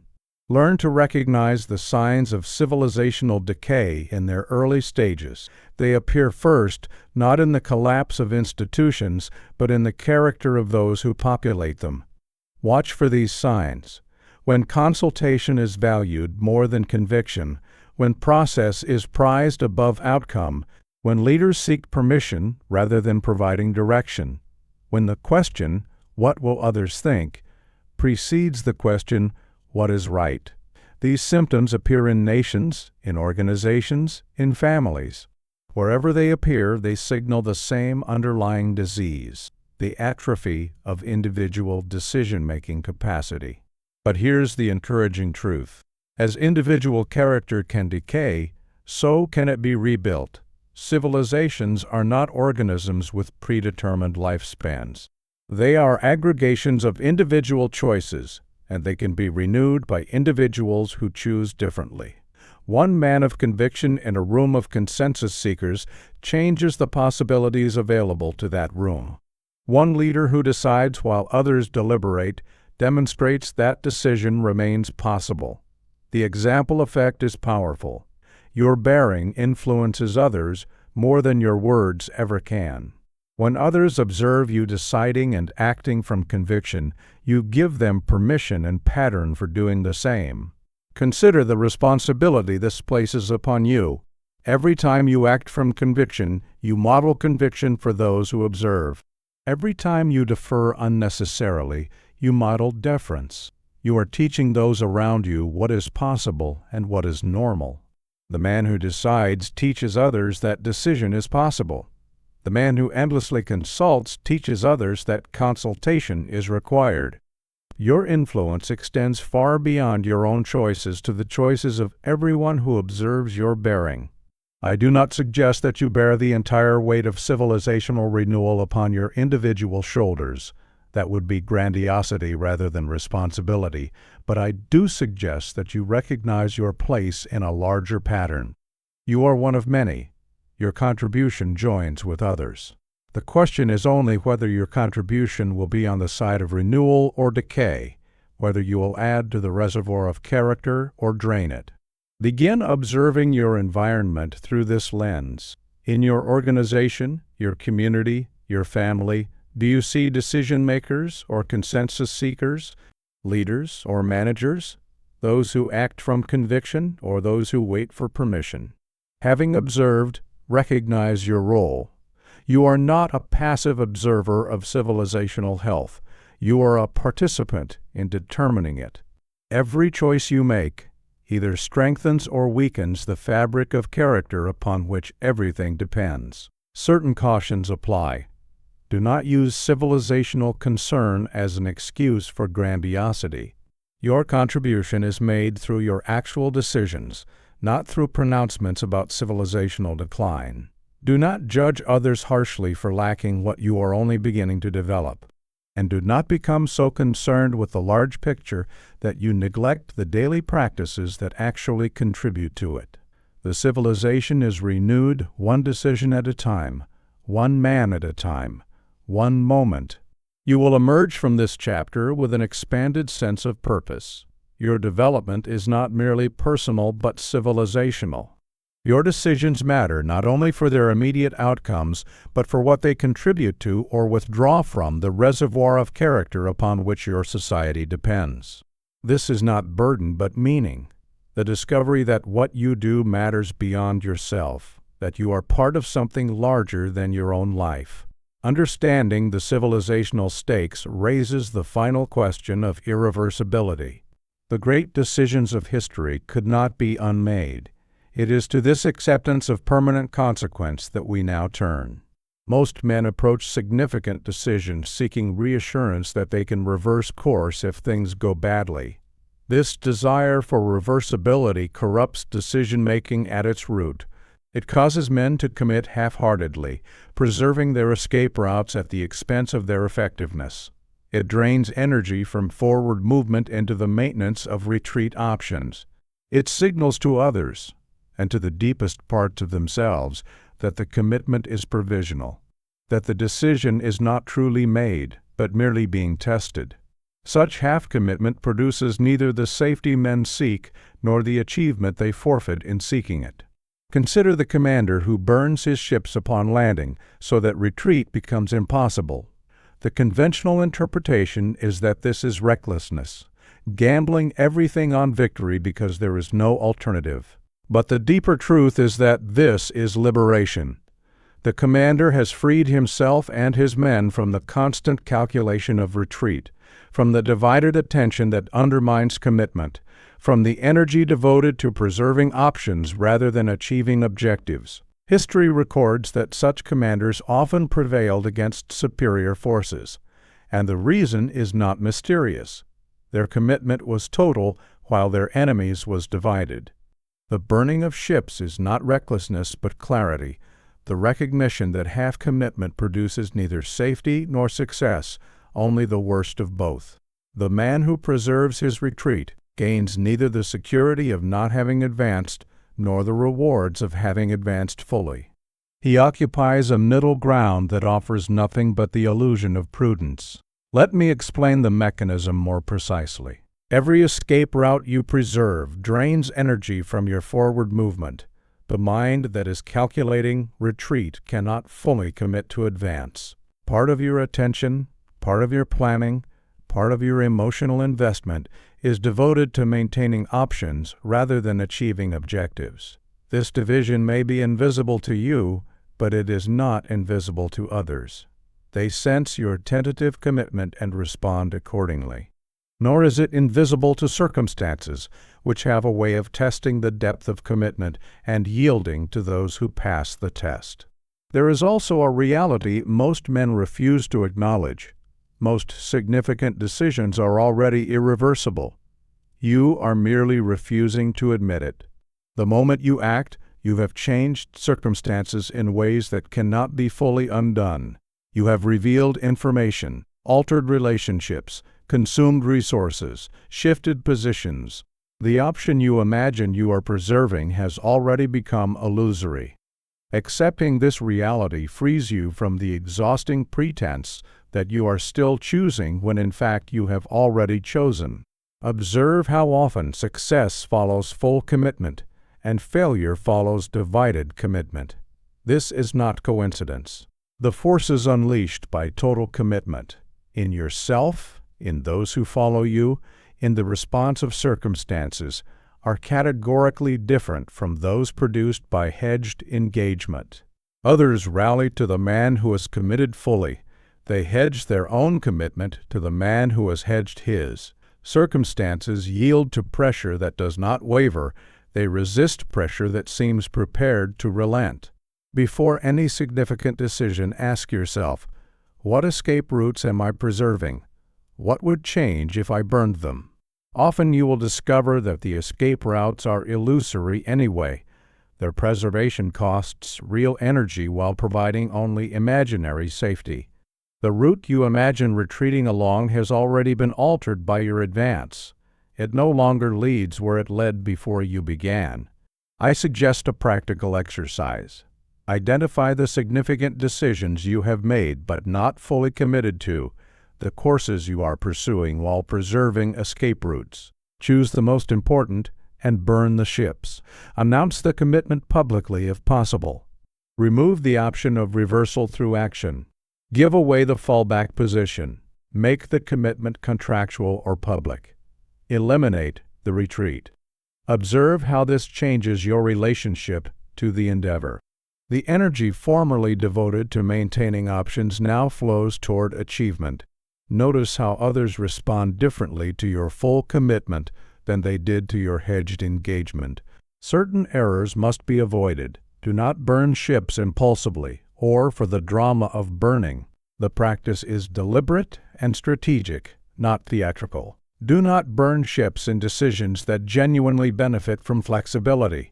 Some endeavors properly maintain options, and wisdom lies in distinguishing these from endeavors that require totality. The technique applies to commitments you have already made but are undermining through hedged engagement, not to new commitments that require further consideration. You will emerge from this chapter liberated from the exhausting maintenance of escape routes.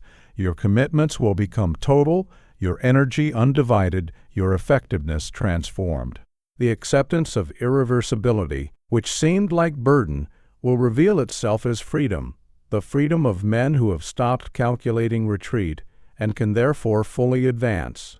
When there is no going back, all of your force moves forward. This is not merely strategy. This is liberation.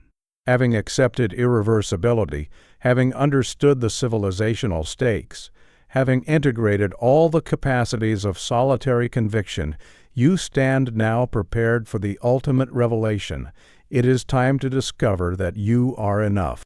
There will come a moment, perhaps tomorrow, perhaps years hence, but as certain as sunrise, when you will face a decision that no one else can make for you.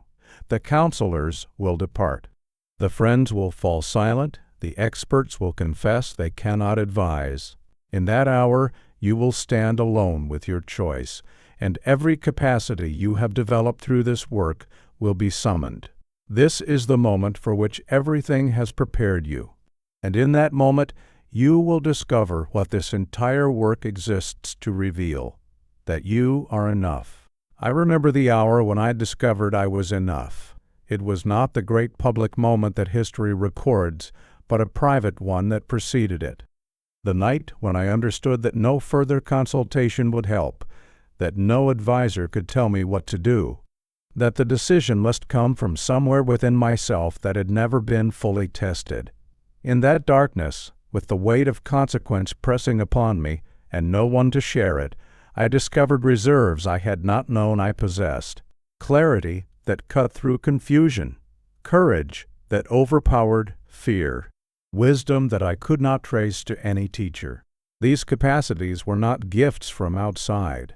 They were not sudden grace bestowed in the moment of need. They were capacities forged by every previous lonely decision, every practice of solitary conviction, every fire through which I had passed in the years before. I was enough, not because I was exceptional, but because I had prepared.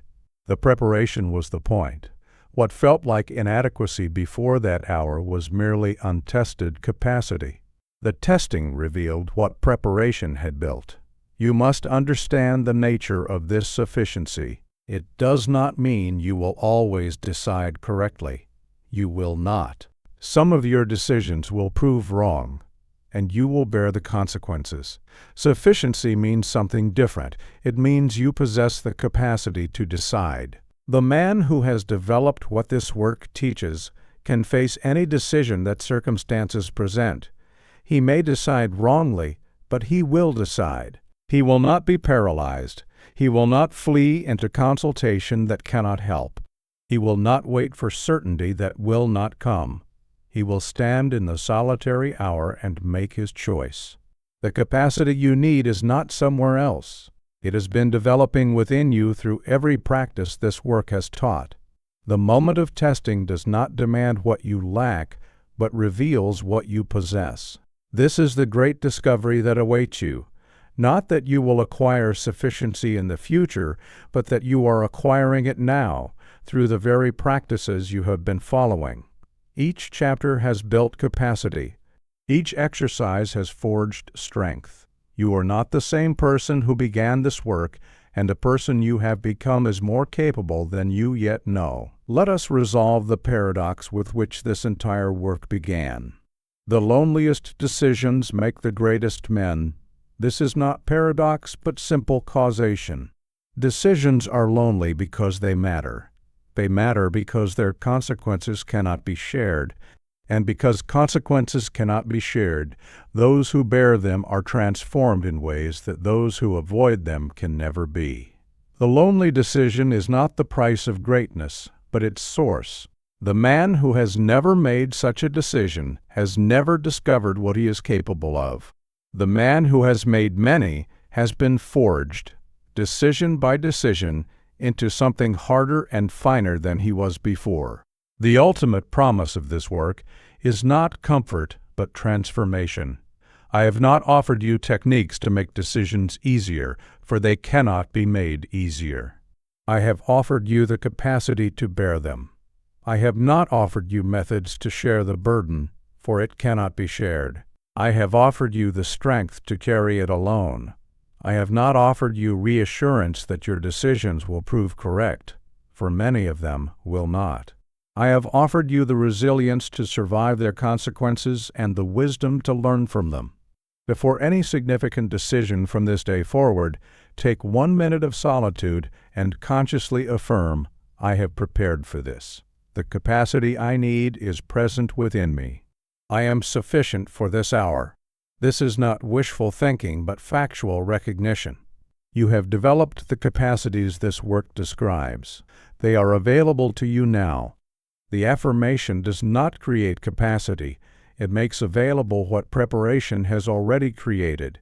Do not expect the feeling of sufficiency to precede the act of deciding. Often you will discover you are enough only by deciding and discovering that you were. The feeling follows the action, not the reverse. You do not feel sufficient and then decide. You decide and then discover your sufficiency through the very act of deciding. This is why waiting for confidence is futile. Confidence is the product of decision, not its precondition. Mastery is not a destination, but a process.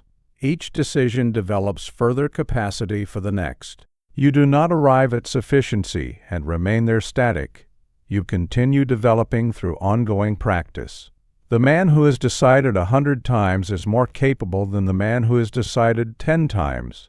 And the man who has decided 1,000 times more capable still. There is no final plateau. There is only the continuing development of capacity through the continuing practice of decision. You will emerge from this chapter and from this entire work transformed, not into someone you were not, but into someone you always had the potential to become. A man of solitary conviction, capable of decisions that others cannot make, bearing consequences that others cannot share, contributing to the reservoir of character upon which civilizations depend. The loneliest decisions await you, and you are ready. Never fear solitude. Never fear the hour when counsel fails and you must act upon your own conviction. Never fear the weight of consequences that can be shared with no one. These are not burdens to be escaped, but opportunities to be seized.